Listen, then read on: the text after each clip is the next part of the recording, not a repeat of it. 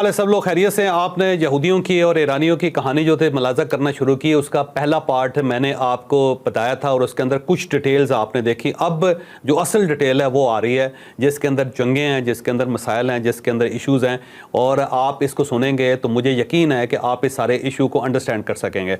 तो बहरहाल जो जूदा ट्राइब था या यहूदा ट्राइब था या यहूदी जो थे वो ज़ाहिर है वेस्ट बैंक के ऊपर होते थे, इसलिए वेस्ट बैंक का इशू आपने हर जगह मुलाहिज़ा किया होगा कि वेस्ट बैंक के ऊपर कब्ज़ा कर लिया, मज़ीद वेस्ट बैंक के ऊपर कब्ज़ा कर लिया। उसकी वजह यह है कि जूदास के का ताल्लुक़ इस पूरे इलाके के साथ है और इनकी एसोसिएशन है वेस्ट बैंक के साथ, मगरबी किनारे के साथ। आपने यकीनन बहुत सारी खबरों के अंदर मगरबी किनारे का जिक्र आपने सुना होगा। तो बहरहाल जूदास जो थे वो हर वक्त दुआ करते रहते थे कि या परवरदिगार, आपने हम पे रहम किया कि आप हमें मुक़द्दस तरीन सरज़मीन पे ले आए, लेकिन आप ही की जो आगे जो मानने वाले हैं, जो चाहने वाले हैं, जो हमारे ही भाई हैं, उन्होंने हमें बेइज्जत कर दिया है, हमारी इज़्ज़त नहीं की जाती और हमें धकेल दिया गया है एक वेस्ट बैंक की तरफ, एक खुश्क ज़मीन की तरफ, जहाँ पे भेड़ बकरियों के अलावा कुछ भी नहीं है, पानी भी हमें नहीं मिलता, खुराक भी हमें नहीं मिलती, और हमें ये लोग शहर में दाखिल होने की इजाज़त नहीं देते। तो आप हम पे मेहरबानी करो, हमारे ऊपर रहम करो। तो अल्लाह ताला ने उनके ऊपर रहम किया और उनमें से एक बच्चा पैदा किया जिसका नाम डेविड था या फिर दाऊद अलैहिस्सलाम था। तो ये गडरिया थे, ये भेड़ बकरियां चलाया करते थे, लेकिन अल्लाह ताला ने इनको एक अजीब सी एबिलिटी दी थी और उस एबिलिटी ने आगे चल के पूरे जो कोर्स ऑफ हिस्ट्री है उसको तब्दील कर दिया था। उस ज़माने में गुलेल होती थी, जैसे बाद में हम इस टाइप की गुलेलें बनाते हैं ना, लेकिन उस ज़माने में एक अजीब सी गुलेल बनाई जाती थी। वो गुलेल इस तरह बनाई जाती थी कि रस्सी ली जाती थी, उस रस्सी के साथ गोल एक पत्थर बांधा जाता था और पत्थर बांध के उस ज़माने के लोग जो थे उसको रस्सी को घुमाते थे और घुमा के निशाने लगाते थे और उससे वो फल भी तोड़ा करते थे और उसके साथ साथ बाकी पत्थरों को भी तोड़ा करते थे, जानवरों को भी मारा करते थे और जंग के दरमियान भी वो दूसरे दुश्मन के ऊपर भी उसी पत्थर के ज़रिए हमला करते थे। ये ख़ास किस्म की टेक्निक होती थी और इसको सीखने के लिए बड़ी महारत चाहिए होती थी। तो हज़रत दाऊद अलैहिस्सलाम को अल्लाह ताला ने ये महारत दी हुई थी कि ये उस गुलेल नमा चीज़ के साथ, जिसके अंदर रस्सी और पत्थर बांध के जब ये घुमा के निशाना लगाते थे तो एग्जैक्ट लगता था।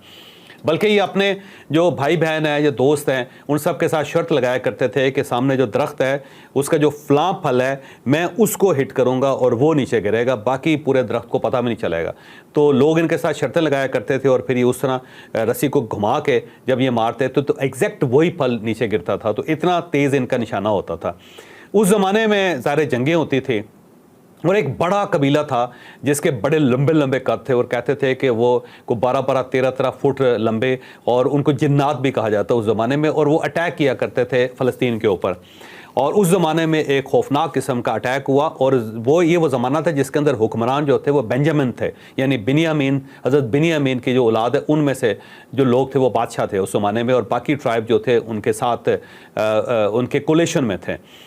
तो बहरहाल जंग हुई और जालूत नाम का, जिसे गोलियत कहते हैं इंग्लिश के अंदर, बाइबल ने गोलियत उसका नाम लिखा है, और वो बहुत बड़ा वारियर था, कद उसका बहुत बड़ा था और उसके बारे में कहा जाता था कि उसको आज तक कोई शख्स शिकस्त नहीं दे सका।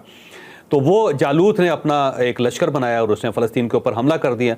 पुराने ज़माने में हमले जब होते थे तो उससे पहले दो बदू मुकाबले का क्लेम किया जाता था। मसलन एक साइड से वारियर निकलता था और आके ये कहता था कि मेरा नाम ये है और मेरे अगर मुकाबले में कोई बंदा आना चाहता है तो वो मुकाबला करे। दो मुकाबले कहते थे, और बाज़ औक़ात इस तरह होता था कमांडर्स जब लड़ लेते थे तो उसी वक्त फ़ैसला हो जाता था कि इस कमांडर ने क्योंकि दूसरे कमांडर को मार दिया है, लिहाजा अब मज़ीद जंग करने की ज़रूरत नहीं है, तो बाकी जो लश्कर होता था वो अपनी शिकस्त मान लेता था।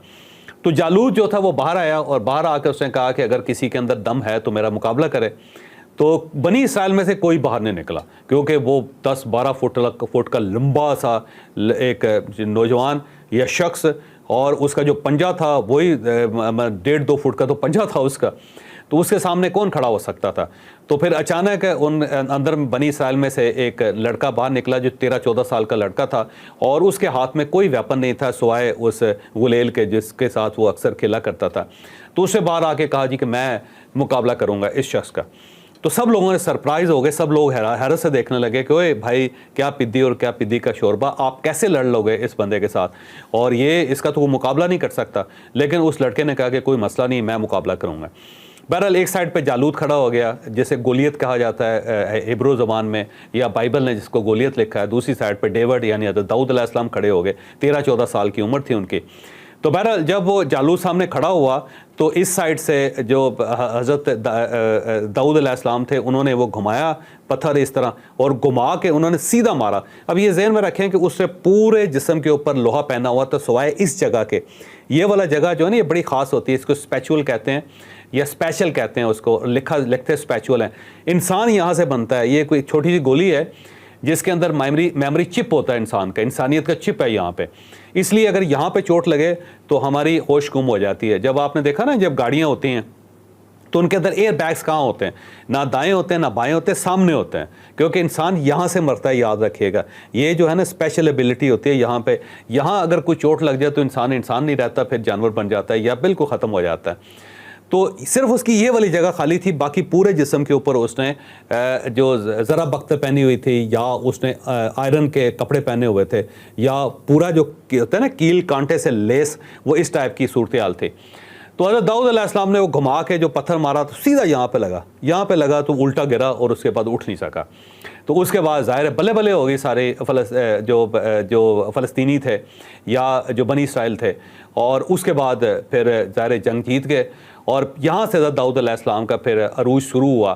پھر آہستہ آہستہ انہوں نے لشکر بنایا, پھر باقی قبائل کو انہوں نے بالکل فارغ کر دیا, اور اس کے بعد حضرت داؤد علیہ السلام بادشاہ بن گئے بنی اسرائیل کے. پھر یہاں سے داؤدی جو سلطنت ہے وہ سٹارٹ ہوئی اور جوداز اقتدار کے اندر آئے. وہاں سے پھر جوداز جو تھے یا یہودا جو تھے وہ پراپر انہوں نے قبضہ کیا, اور جو باقی ٹرائبس تھے وہ آہستہ آہستہ ختم ہوتے چلے گئے یا سبمسیو ہوتے چلے گئے یا آہستہ آہستہ بالکل ڈاؤن ہوتے چلے گئے یا وہ غائب ہو گئے. تو جو عروج تھا وہ یہودا کا وہاں سے سٹارٹ ہوا. حضرت داؤد علیہ السلام کو اللہ تعالیٰ نے 2 اور خوبیاں بھی دی تھی. ایک تو ان کی آواز کے اندر بڑی مٹھاس تھی, اور اس سے پہلے یاد رکھیے گا داؤد علیہ السلام صرف 2 کام کیا کرتے تھے. ایک وہ بھیڑ بکریاں چلاتے تھے, اور دوسرا وہ سنگر کے طور پہ وہ بادشاہ کے دربار میں آتے تھے یا مختلف جگہوں پہ وہ گانا گاتے تھے اور اس سے پیسے کماتے تھے. تو لہن داؤدی جو کہا جاتا ہے نا, کیونکہ ان کی آواز کے اندر بڑا سوز تھا, تو وہ اللہ تعالیٰ نے ان کو یہ صفت دی تھی. اور دوسرا یہ تھا کہ لوہے کو مسخر کر دیا تھا, تو وہ بڑے سے بڑے لوہے کی جو چیزیں ہوتی تھی یا پلیٹیں ہوتی تھی وہ ان کو بڑی آسانی سے اپنے 2 انگلیوں کے درمیان موڑ لیتے تھے.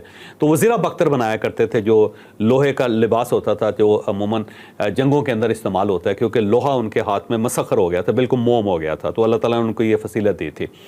بہرحال دوسری کتاب جو اللہ تعالیٰ کی ہے وہ ان کے اوپر اتری, جسے زبور کہا جاتا ہے. تو زبور جو تھی وہ حضرت داؤد علیہ السلام کے اوپر اتری.